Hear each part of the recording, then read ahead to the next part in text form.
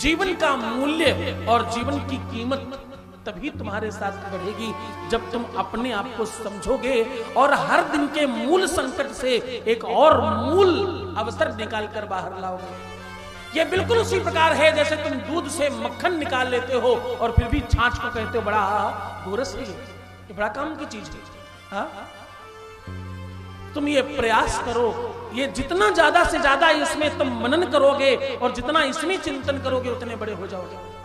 एक मनुष्य, एक इंसान एक गुरुदेव के पास पहुंचा और बोला, गुरुदेव जरा बताना एक मनुष्य की क्या कीमत है, एक इंसान की क्या कीमत है और एक व्यक्ति का मूल्य क्या है। हमारा तुम्हारा इनका उनका मूल्य है क्या, हमारी क्या कीमत है। कभी हम 500 रुपए में किसी के यहां लेबरी कर रहे होते हैं और कभी हम 5 लाख में इंजीनियरिंग कर रहे होते हैं और कभी 5 करोड़ रुपए में हम कोई बड़ा सौदा कर रहे होते हैं और कभी 5,000 करोड़ रुपए में खेल रहे होते हैं। कीमत क्या है, मूल्य क्या है इंसान का। और जरा बताना गुरुदेव, शरीर सबके पास बिल्कुल एक जैसा है ना, कीमत बढ़ती कैसे है किसी की। कोई अपनी कीमत बढ़ाना चाहे, अपने को मूल्यवान, धनवान, यशवान, कीर्तिवान और खूब बड़ा करना चाहे तो करे कैसे। तो गुरु जी ने सामने रखे हुए एक पत्थर को उठाया और बोले, भैया इसको ले जाओ और इसे बेचना मत। करना क्या, इसको जाकर इसका मूल्यांकन करा कर ले आओ। क्या, इसका मूल्यांकन यानी इसका मूल्य लगवा कर ले आओ, कितने में बिक सकता है। हाँ, वो गए सब्जी वाले के पास पहुंचे। सब्जी वाले ने कहा, भैया पता नहीं ये क्या चीज है लेकिन देखने में बड़ी सुंदर है, ये जो भी है ये सुंदर बहुत है, ये आकर्षक बहुत है, ये दिव्य बहुत लग रहा है, मैं अपनी दुकान पर लगाऊंगा तो ग्राहक ज्यादा आएंगे, तो इसके लिए मैं तुमको 1 हफ्ते की सब्जी दे सकता हूं। उसने कहा, नहीं बेचना नहीं है, ये तो केवल मूल्य लगवाने के लिए आया हूं मैं। अनाज वाले के पास गए। अनाज वाले ने कहा, भाई बहुत दिव्य लग रहा है, मैं तो अपने तराजू में इसको टांग कर रखूंगा, मैं आपको 1 साल का अनाज दे सकता हूं। बोले नहीं नहीं बेचना नहीं।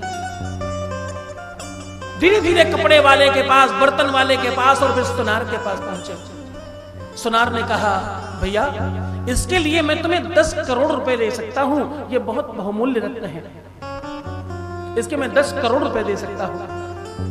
बोले मैं बेच नहीं सकता, गुरुदेव का आदेश है, मूल्य लगवा कर वापस लाना है।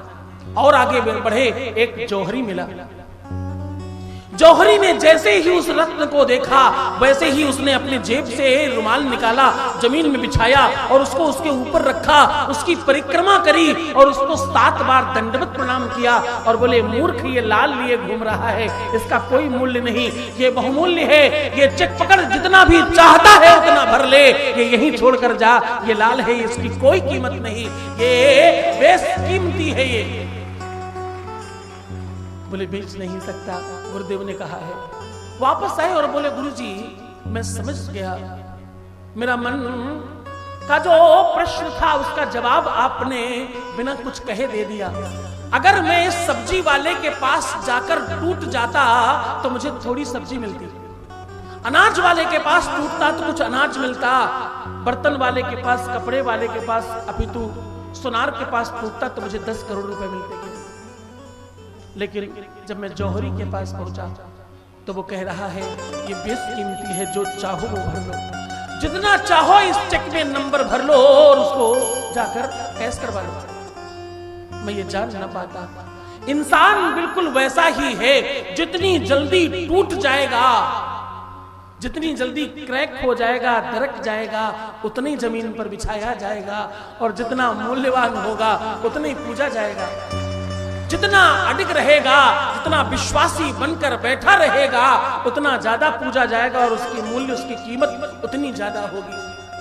धैर्यता, अधीरता को समाप्त करो और धीरता को संभाल कर रखो और परमात्मा की हर इच्छा के साथ, हर मानस के साथ, हर मनसा के साथ अपना मन बना कर रखो।